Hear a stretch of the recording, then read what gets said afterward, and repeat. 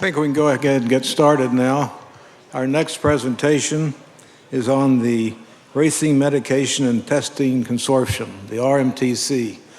I remember being in the room at the University of Arizona in 2001 when this organization had its formative meeting. There came a point that those of us who weren't going to be involved were asked to leave, which was fine. I had the feeling at the time that I was witnessing something other than just another organization that would flounder. Sure enough, since 2001, the RMTC, which was developed to create, promote, and organize medication research and policy reforms on a national level. The RMTC has been successful in multiple areas, including the development of uniform model policies, procedures, and standards, in addition to educating and presenting such information to the public and industry leaders. The Executive Director and Chief Operating Officer is Dr. Dionne Benson, and I'm delighted to have her here to give you a report today. Thank you, Ed. The RMTC has been working very diligently with other industry groups to get the National Uniform Medication Program passed in all jurisdictions across the country. This began a few years ago with research coming out of the RMTC, but it really took off and was embraced as an initiative in the Mid-Atlantic region. The program consists of 4 elements: the Controlled Therapeutic Substance List, the Third-Party Lasix Administration, RMTC Accreditation of Laboratories, and the Multiple Medication Violation Program. The program has been endorsed by approximately 60 horse racing stakeholders, including tracks, horsemen's groups, veterinary groups, and industry groups. These stakeholders represent virtually every sector of the industry. The cornerstone of the National Uniform Medication Program is the Controlled Therapeutic Substances List. It is based upon research that was completed at facilities across the United States, Europe, and the Pacific. It currently consists of thresholds for 26 substances and includes dose, route, and withdrawal guide information for veterinarians and horsemen to assist them in their decision-making process. Importantly, the fact that there are 26 substances on the list does not mean a horse can race under the influence of 26 medications, or that there are 26 race day medications. In fact, with limited exception, the vast majority of these substances represent trace levels of medication residue that is no longer present at a therapeutic level and can only be detected because our testing laboratories are so sophisticated. That has been a big change in the last 10 years, as the increase in the sophistication of our testing labs has made their ability to detect small residues of medications much greater. Currently, 8 jurisdictions are racing under the Controlled Therapeutic Substance List. Tomorrow we'll add West Virginia to this list.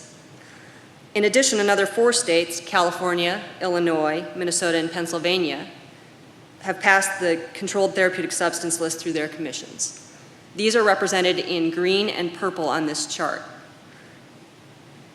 If we do not get another single state to pass the Controlled Therapeutic Substances List in 2014, this will represent over 50% of the handle in the United States from 2013.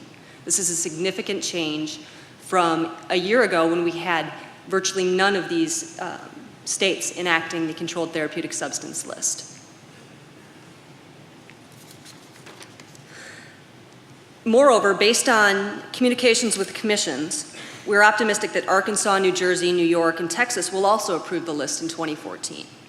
If so, this will mean nearly 80% of the handle that is bet in states will be bet in states that are following the Controlled Therapeutic Substance List. Again, this is a vast majority of the handle in the United States and the racing in the United States. This is a great departure from where we were a year ago, and it's a step forward in medication uniformity. The second pillar of the National Uniform Medication Program is the third-party administration of furosemide.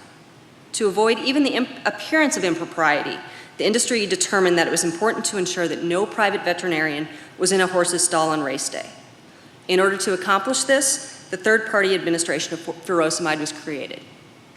In some states, veterinarians are employed by contract or employed by or contract with the Racing Commission.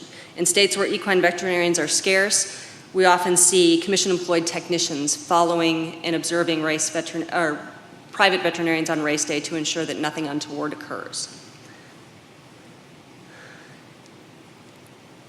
12 jurisdictions representing 40.6% of the handle currently have third-party Lasix administration. We know that several other jurisdictions are working hard to get this program passed. It's been successful in those states that have implemented it. I can tell you that I personally perform Lasix administration in Kentucky from time to time, and it goes smoothly. The trainers are very receptive to it. They're very cooperative. And if nothing else, you have 3 to 5 additional vets in the backside acting as your eyes and ears for extra security on race day. And as was indicated earlier by Dr. Sams, this has actually seen a normalization of the furosemide levels in post-race sampling.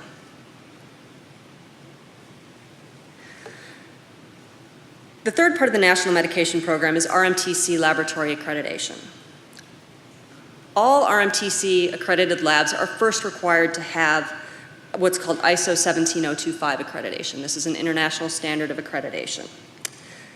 RMTC Laboratory Accreditation is the highest level of accreditation available to U.S. horse racing laboratories. In fact, there is nothing like this in Europe or Asia. The goal of RMTC accreditation is not to necessarily eliminate laboratories, but rather to ensure that those laboratories performing horse racing testing meet the same high level of proficiency. The accreditation process contains 4 steps. The first is a document review where the laboratories submit an application and supporting documentation. They must also complete 2 successful rounds of the external quality assurance program. And then they also must complete a site inspection. Even after a lab is accredited, the external quality assurance program continues. They must continually meet the standards of accreditation to remain accredited. They are required to pass twice yearly external quality assurance program testing, as long as they intend to remain accredited, and they have biannual reporting requirements. This has been probably the most successful part of the National Uniform Medication Program. In 2008, we only had 3 laboratories that had any type of accreditation. 0 laboratories were RMTC accredited 2 years ago. As of today, we have 10 of our 14 laboratories that are accredited to ISO accreditation, and 3 of the other laboratories have indicated that they are pursuing or have begun pursuit of ISO accreditation. That means 13 of our 14 testing laboratories will be ISO accredited. That's a huge departure from where we were even 5 years ago. And now we have 5 laboratories that are RMTC accredited in addition to ISO accredited, and there are 3 additional laboratories that have applied.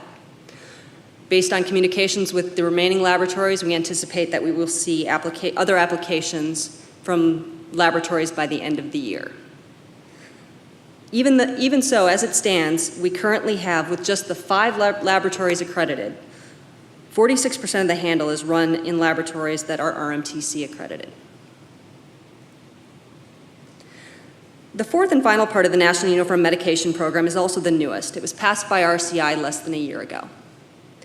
The goal of the MMV is to punish and deter repeat medication violators. The system is modeled similar to a point system for driver's license, with more egregious behavior receiving more points. It's an overlay system, and it doesn't interfere with the discretion of stewards on the underlying penalty, but instead assigns mandatory suspensions for individuals receiving multiple medication violations in a specified time. The nice part about it is it crosses both medication classes and political boundaries. So regardless of the type of medication violation or where it occurs, all medication violations are aggregated. Because it's the newest part of the program, it has not been adopted in very many jurisdictions. However, we have 6 states in full adoption, with several others looking at the issue. More than anything, it is important that this program be uniformly adopted by the states. If it is not adopted by all of the states or the majority of the states, it will not be effective. So one of our goals is really to encourage states to adopt this portion of the medication program. So in conclusion, the industry is closer than ever to a uniform medication policy. I can remember when I started working at a racetrack, there was no uniformity on any medication other than furosemide. I hope to stand up here in a year and be able to tell you that we have uniformity in most, if not all, jurisdictions on these 26 medications. This is being done, not only is RMTC working on it, but we're working with state racing commissions, horsemen, racetracks, and other industry stakeholders. We're truly working together to get this done. I can tell you I've been at commission hearings and testified alongside horsemen and Thoroughbred Owners and Breeders Association members. Everyone is truly interested in getting this accomplished across the United States. And as an industry, we need to continue to help those states that have not fully implemented the program, whether it be education or providing other types of support, advocacy in those commission hearings. Every little bit that we do helps those that have not yet adopted or have not yet considered this program to move forward. I'm happy to take any questions.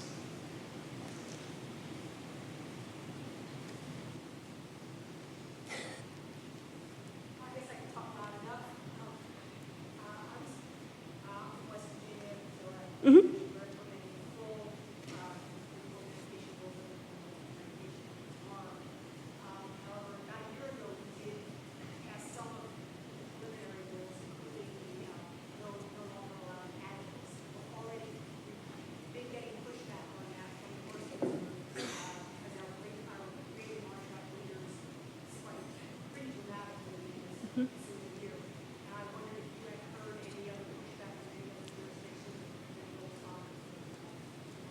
I've heard that from West Virginia. I honestly have not heard that from any other jurisdiction that they've had an increase in bleeders. I'm not sure if it's something else that they're doing or something, or just that they're noticing things or that they're complaining about it more. It would be difficult to distinguish which is the cause.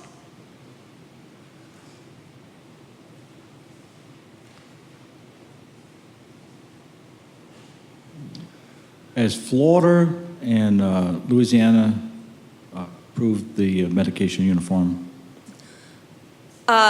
Florida took it to their legislature this year. We actually worked with the National HBA and the Florida HBPA. The Jockey Club worked alongside them, and they were unable to get it through the Florida legislature.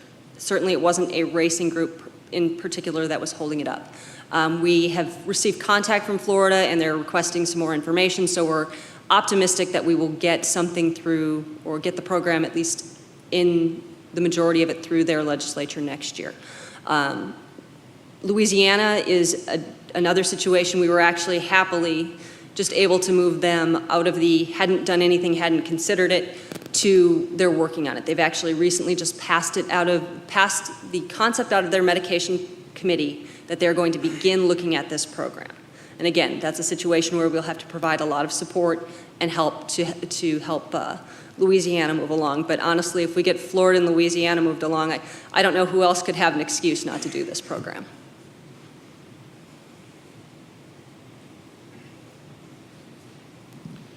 How many harness jurisdictions have joined the uniform medication program? Sure. Well, Kentucky, Minnesota, California.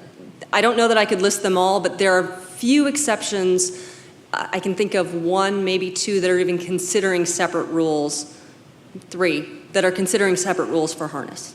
So the medication regulations were made with the horse in mind, not with the harness horse, not with the thoroughbred horse, not with the quarter horse. They were made with the horse in mind and in the best interest of the horse.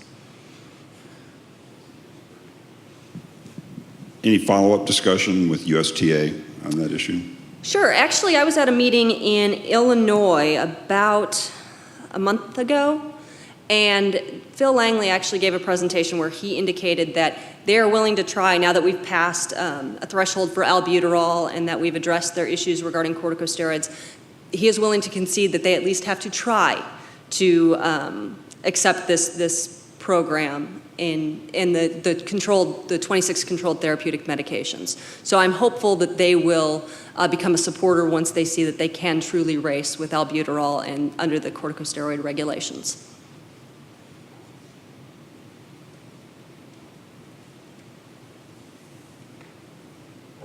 Thank you.